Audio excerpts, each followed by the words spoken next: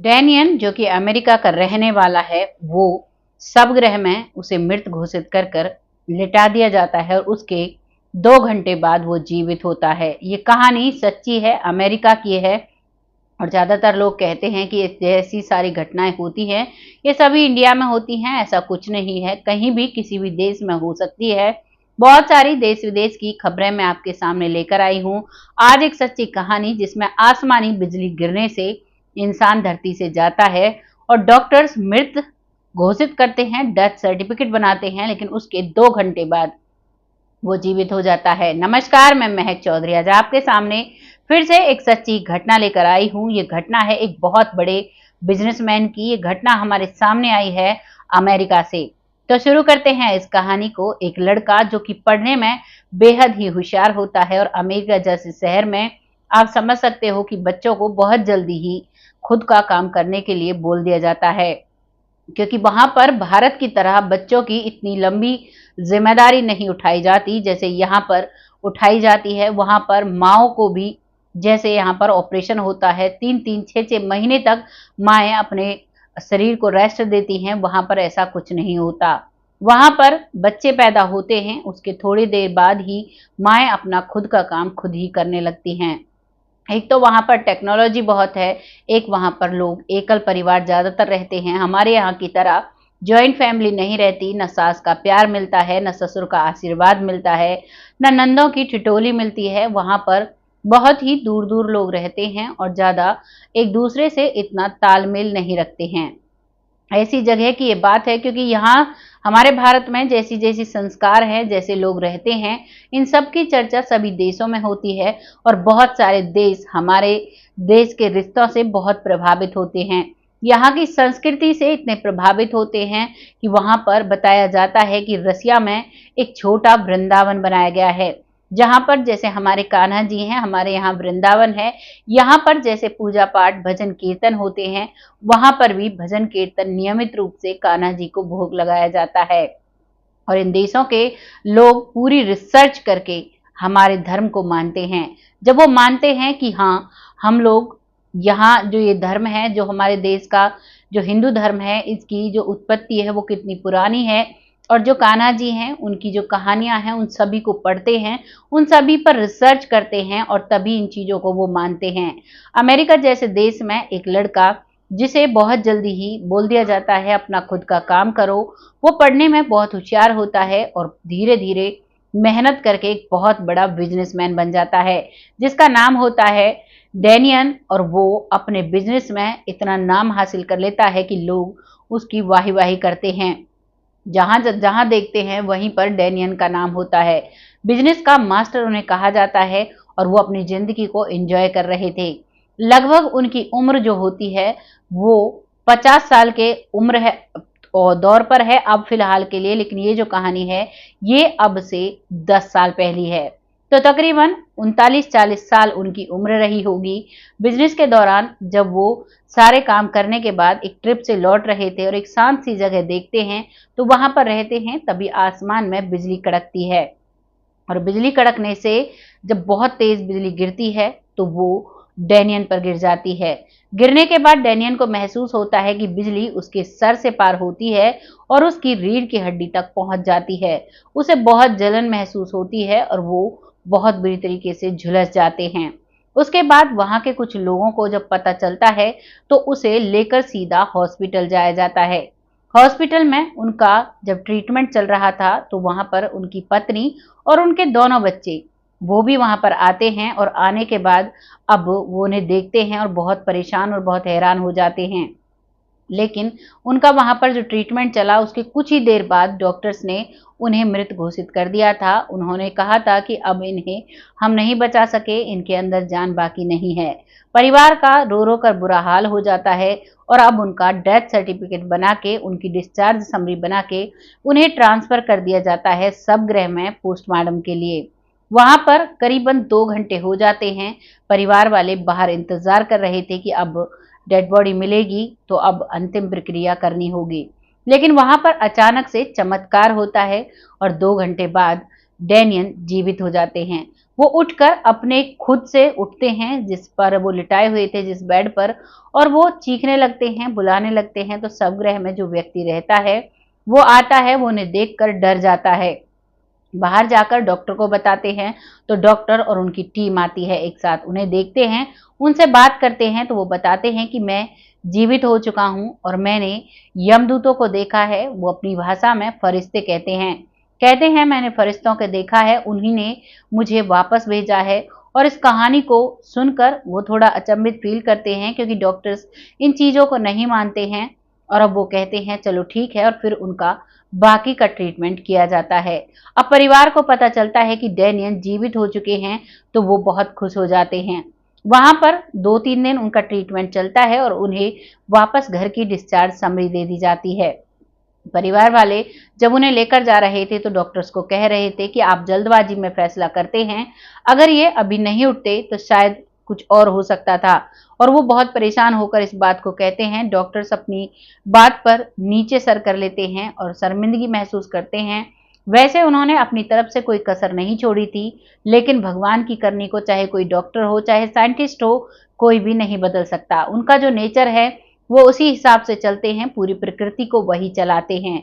और यहाँ पर बहुत सारे साइंटिस्ट हैं, बहुत सारे डॉक्टर्स हैं, बहुत सारे ऐसे लोग हैं जो लोग सवाल उठाते हैं, जो लोग कहते हैं जो हम जी रहे हैं वही जीवन है, और जिस तरीके से हम रह रहे हैं बस वही जिंदगी है, इससे अलग कहीं दुनिया नहीं है। लेकिन डैनियल जब जीवित होता है तो इस पर एक सवाल खड़ा हो जाता है।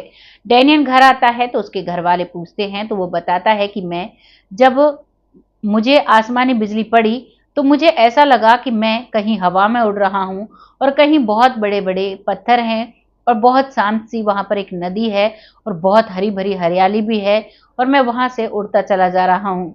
मेरे साथ 2 लोग होते हैं, और 2 लोग कहते हैं कि तुम यहाँ पर आए हो लेकिन तुम्हारा अभी वक्त नहीं है, तुम्हें अभी जाना होगा। अभी हम तुम्हें यहाँ लेकर तुम्हें कुछ चीजें दिखाना चाहते हैं। वो दिखाते हैं, बहुत सारी चीजें दिखाते हैं। वो बताते हैं कि ये देखो। वहां पर जब वो दिखाते हैं तो वहां पर बहुत सारे फूल उगे हुए थे, बहुत सुंदर, बहुत शांत माहौल था, प्यारी सी एक नदी थी, और बहुत लोग शांति से वहां पर बैठे हुए थे। कुछ लोग प्रे कर रहे थे, कुछ भजन ध्यान में बैठे थे, कुछ लोग इधर उधर घूम रहे थे। वो सभी को देखते हैं और कहते हैं कि ये सब क्या है। तो वो बताते हैं कि ये स्वर्ग है। अब उन्हें लेकर फिर से जाया जाता है और दूसरी तरफ नर्क होता है। वहां पर उन्हें दिखाया जाता है कि ये देखो, वहां पर खून की नदियां थी, लोग तरस रहे थे, चीख रहे थे, जगह जगह से उनके शरीर पर घाव हो रहे थे, और बहुत ज्यादा परेशान थे वो लोग। उनको वो देखते हैं और वहां से वो कहते हैं कि ये सब कुछ आपने देख लिया, अब आपको इस सब को अनुभूत करके, यानी कि अपने अंदर जान के, अपने अंदर इस चीज का ज्ञान लेके, अब आपको आगे अपनी जिंदगी जीनी है। और उसके बाद उन्हें भेज दिया जाता है, उसके बाद वो जीवित हो जाते हैं। ये सारी कहानी जब वो अपने परिवार को बताता है तो परिवार वाले की आंखों में आंसू होते हैं, लेकिन वो बहुत खुश थे कि वो वापस आ चुके थे। धीरे धीरे उनकी जिंदगी चलने लगती है, और करीबन 10 साल निकट जाते हैं। इन 10 सालों में वो अपनी जिंदगी को अब एक बहुत ही शांत तरीके से जीने लगते हैं, मेडिटेशन करने लगते हैं, और भगवान में विश्वास करने लगते हैं। भगवान को कोई गॉड कहता है, कोई अल्लाह कहता है, कोई ईश्वर कहता है, सबकी अपनी अपनी भाषा होती है। लेकिन ये जीवन का परम सत्य है कि हमें एक ऐसी शक्ति है जो हम सबको चलाती है, जो हम सबको आदेश देती है, जो हम सबको यहाँ भेजती है, और तभी हम अपना जीवन जी पाते हैं। वही वहां पर डिसाइड करती है हमारे जीवन में हमें क्या तरक्की मिलेगी, क्या रहना है, क्या जीना है। बस हमें यहाँ पर अपना कर्म करना है। गीता में भी कृष्ण भगवान कहते हैं कि कर्म प्रधान होता है, आप कर्म करो, फल की इच्छा मत करो। तो यही पाठ हम सबको सीखना चाहिए। हमारी गीता में लिखा है, ऐसे ही बाइबल होती है, कुरान होती है, और भी धर्म ग्रंथ की किताबें होती हैं, उन सभी में ये पाठ कॉमन होता है। बाकी सबका अपना अपना, हर धर्म का अपना अपनी भाषा होती है, जिस भाषा से वो अपने बंदों को समझाते हैं। भगवान की जो शक्ति होती है उससे कोई धर्म अछूता नहीं है। सभी जानते हैं कि वाकई में एक शक्ति है जो हम सबको चला रही है। अब ये अपनी जिंदगी में बहुत सारे दान पुण्य, लोगों की मदद करना, गरीबों की मदद करना, इस तरीके से जिंदगी को जीने लगते हैं। लेकिन 10 साल बाद फिर से एक ऐसा हादसा होता है कि वे दोबारा से भगवान जी से मिलते हैं। वो जब उनके हार्ट की बाईपास ओपन सर्जरी हो रही थी, उस दौरान वो फिर से भगवान के पास चले जाते हैं। डॉक्टर्स अपनी पूरी कोशिश कर रहे थे, वो उसे देख चुके थे कि अब इसमें जान बाकी नहीं है, लेकिन वो अपना प्रोसीजर कंप्लीट कर रहे थे, अपनी भरपूर कोशिश कर रहे थे। उस समय में वो फिर से उसी जगह पर जाते हैं।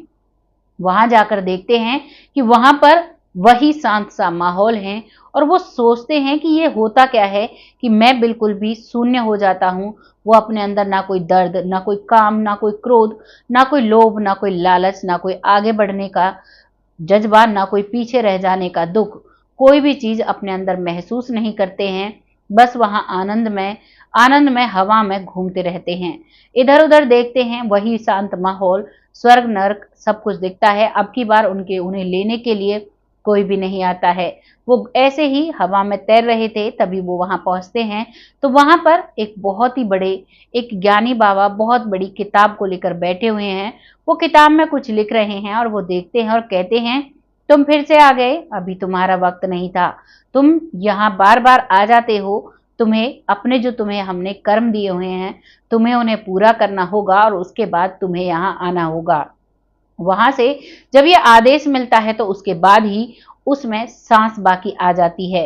जैसे ही उसमें सांस आती है तो डॉक्टर्स तुरंत ऑक्सीजन लगाते हैं और सब कुछ करते हैं, लेकिन तुरंत डैनियल उस ऑक्सीजन मीटर को हटा देते हैं और तुरंत कहते हैं कि मैं ठीक हूं। अब उनको रिकवर होने में 2-3 दिन लगते हैं, और 2-3 दिन के बाद वो फिर से अपने घर आते हैं। इस दौरान जब अब की बार उनकी सांसें थमी थी, तो डॉक्टर्स ने इस बात को लीक नहीं होने दिया था। उन्होंने किसी को कुछ भी नहीं बताया था कि ये बीच में ये कॉम्प्लिकेशंस आए, और परिवार वालों को कुछ भी पता नहीं था। वो जब घर आते हैं तो घर आने के बाद अपनी पत्नी से ये सारी बातें शेयर करते हैं, और उन्हें बताते हैं कि मेरे साथ अब की बार भी ऐसा हुआ था, और उन्होंने बोला है कि जो मेरे कर्म हैं वो मुझे पूरा करने हैं, उसके बाद मुझे वहां जाना है। उनकी पत्नी ये सारी बातें समझती हैं, और अब वो पूरा परिवार एक धार्मिक परिवार बन जाता है, और अपने हर कर्म का ख्याल रखता है, किसी का भी बुरा नहीं करता, बहुत अच्छे से जीते हैं। और अब जो डैनियल हैं वो लोगों का मार्गदर्शन करते हैं, लोगों को बताते हैं कि आप लोगों को मौत से नहीं डरना चाहिए। मौत एक परम सत्य होता है, हमें जैसे जिंदगी मिलती है वैसे ही हमें मौत भी मिलती है, तो मौत से क्या डरना। मरते समय कोई दुख, कोई परेशानी नहीं होती है। जो दुख और परेशानी होती हैं वो सभी हमारे कर्मों के हिसाब से हमें मिलती हैं, और वो दुख हमें यहाँ झेलना पड़ता है। और उसके बाद जैसे हमारे कर्म होते हैं वैसा हमें ऊपर भी देखने को मिलता है, भुगतने को मिलता है। अगर हम अपने कर्म सच्चे और अच्छे रखेंगे, लोगों की मदद करेंगे, भगवान के बताए हुए मार्गदर्शन पर चलेंगे, तो हमें कोई भी दुख ऊपर नहीं भोगना पड़ता। हम बहुत शांति से, बहुत अच्छे से वहां पर जीते हैं। और अगर हम कुछ गलत करते हैं तो उसका अंजाम इतना बुरा होता है कि मेरी बताने में भी रूह कांपती है। ऐसी बातों की वो पुष्टि करते हैं, ऐसी बातों को वो बताते हैं। इन कहानियों को, इन बातों को सभी को सुनकर एक चीज महसूस होती है, चाहे धर्म कोई भी हो, लेकिन सब में एक चीज कॉमन है। पहले भी मैं बता चुकी हूँ कि जो हमें चलाने वाले हैं वो ईश्वर एक होते हैं, वो भगवान एक होते हैं, उनके नाम अनेक हैं, लेकिन वो शक्ति एक कॉमन है, जो हम सभी को, हम सभी धर्मों को बनाती है। क्योंकि लोगों के धर्म डिसाइड तब होते हैं जब लोग धरती पर जन्म लेते हैं। कोई हिंदू के परिवार में जन्म लेता है, वो हिंदू कहलाता है। कोई मुस्लिम परिवार में जन्म लेता है, वो मुस्लिम कहलाता है। कोई ईसाई परिवार में जन्म लेता है, वो ईसाई कहलाता है। उसके बाद धर्मों के बाद हमारे जो धर्मों के बाद जो लोग बढ़ते हैं वो जातियों में बढ़ जाते हैं, लेकिन भगवान के पास ऐसा कुछ नहीं होता। उनके पास उनके बनाई हुई इंसान है, उनकी बनाई हुई जीवात्मा है, जिनको वो सभी को एक नजरिए से देखते हैं। उनकी नज़र में इंसान भी वही होता है, उनकी नज़र में पशु पक्षी भी वही होता है। फर्क सिर्फ इतना होता है कि भगवान ने इंसान को बनाने में बहुत ही एक ऐसी चीज भरी है कि जिससे इंसान अच्छे कर्म भी कर सकता है, दान भी कर सकता है, पुण्य भी कर सकता है, और अपने जीवन में तरक्की भी पा सकता है। उस तरक्की के बलदेव लोगों की मदद कर सकता है। ऐसी कुछ खूबियां हैं जो इंसान में हैं, बाकी और किसी भी जीव में नहीं है। तो अगर आपको मानस योनि मिलती है तो अपनी जिंदगी को सफल बनाइए, भगवान की भक्ति करिए, अपने बच्चों के प्रति जो आपके धर्म है उनको पूरी तरीके से निभाइए, अपने बच्चों के हर किसी कार्य में उनकी मदद कीजिए और उनको सच्चे रास्ते पर चलाइए। क्योंकि भगवान को पाने का सबसे पहला रास्ता होता है सच। अगर हम सच बोलते हैं तो हमें कोई भी पाप करने की जरूरत नहीं होती। वो कहते हैं ना, एक झूठ को छुपाने के लिए 100 झूठ बोलने पड़ते हैं। और अगर आप एक सच बोल देते हो तो आपको जीवन में कभी भी पलट के नहीं देखना पड़ता। सत्य कभी छुपता नहीं है और झूठ को चाहे आप कितना भी छुपाओ वो भी नहीं छुपता है। सच और झूठ दोनों लोगों के सामने आ जाते हैं और फिर लोगों के इनके भुगतान इस धरती पर भी करने पड़ते हैं। और ऊपर जो भुगतान करना पड़ता है उसकी तो बात ही अलग होती है। अब आपको ये कहानी जैसी भी लगी है अपनी राय कमेंट बॉक्स में लिखिएगा, लोगों के साथ शेयर करिएगा, क्योंकि इन कहानियों को लाने का बस एक ही उद्देश्य होता है कि आप लोग अपने जीवन में सच्चे और अच्छे मार्ग पर चलें, किसी भी गलत चीज में ना फंसें और अपने जीवन को सादगी से जिएं। अब वक्त आता है उन लोगों का जो लोग हमें सपोर्ट करते हैं, बहुत अच्छे से हमारी वीडियोस पर कमेंट करते हैं, जिनमें सबसे पहला नाम आता है मंजू चौधरी जी, जो बहुत अच्छे और बहुत प्यारे कमेंट करती हैं, बहन कहकर संबोधित करती है। अगला नाम आता है सरयू बालाजी, जो बहन कहकर संबोधित करते हैं, बहुत अच्छे से सपोर्ट करते हैं, बहुत प्यारे इनके कमेंट होते हैं, बहुत मोटिवेशनल कमेंट होते हैं। ऐसे ही अपना आशीर्वाद और अपना प्यार हम पर बनाए रखें। अगला नाम आता है पिंकी भोई जी, जो बहुत अच्छे से सपोर्ट करती हैं, बहुत प्यारे कमेंट होते हैं, बहुत अच्छा लगता है जब आप लोग ऐसे सपोर्ट करते हो, ऐसे प्यारे प्यारे कमेंट भेजते हो। आता है विपिन कुशवाहा जी, जो बहुत अच्छे से बिटिया कहकर संबोधित करते हैं, बहुत प्यार भरे कमेंट भेजते हैं। आपका तहे दिल से शुक्रिया अदा करते हैं, उम्मीद करते हैं आप स्वस्थ रहें, मस्त रहें जीवन में। अगला नाम आता है राजेंद्र, जो बहुत अच्छे से कमेंट करते हैं, बहन कहकर संबोधित करते हैं, बहुत अच्छे कमेंट होते हैं, आपका तहे दिल से शुक्रिया अदा करते हैं। ऐसे ही अपना सपोर्ट हमारे साथ बनाए रखें। अगला नाम आता है लखविंदर जी, लखविंदर सिंह जी, जो बहुत अच्छे से कमेंट करते हैं, बहुत प्यारे कमेंट होते हैं, आपका तहे दिल से शुक्रिया अदा करते हैं। ऐसे ही लगातार सपोर्ट करते रहें जिससे कि हम आगे बढ़ते रहें। अगला नाम आता है सुलेखा जी, जो बहुत अच्छे से कमेंट करती हैं, बहुत प्यारे होते हैं, आपके तहे दिल से धन्यवाद करते हैं। ऐसे ही अपना सपोर्ट हमारे साथ करते रहें। अगला नाम आता है समंदरी जी, जो बहुत अच्छे से कमेंट करती हैं, बहुत प्यारे कमेंट होते हैं, आपका तहे दिल से शुक्रिया अदा करते हैं। ऐसे ही अपना सपोर्ट हमारे साथ बनाए रखें। अगला नाम आता है गुड्डी कुशवाहा जी, जो बहुत अच्छे से कमेंट करती हैं, बहुत प्यारे कमेंट होते हैं, आपका तहे दिल से धन्यवाद करते हैं। ऐसे ही अपना सपोर्ट हमारे साथ बनाए रखें।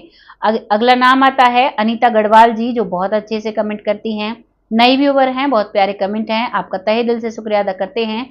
ऐसे ही अपना सपोर्ट हमारे साथ बनाए रखें जिससे कि हम आगे बढ़ते रहें। अगला नाम आता है परमजीत कौर जी, जो बहुत अच्छे से कमेंट करती हैं, बहुत प्यारे कमेंट होते हैं, आपका तहे दिल से शुक्रिया अदा करते हैं। ऐसे ही अपना सपोर्ट हमारे साथ बनाए रखें।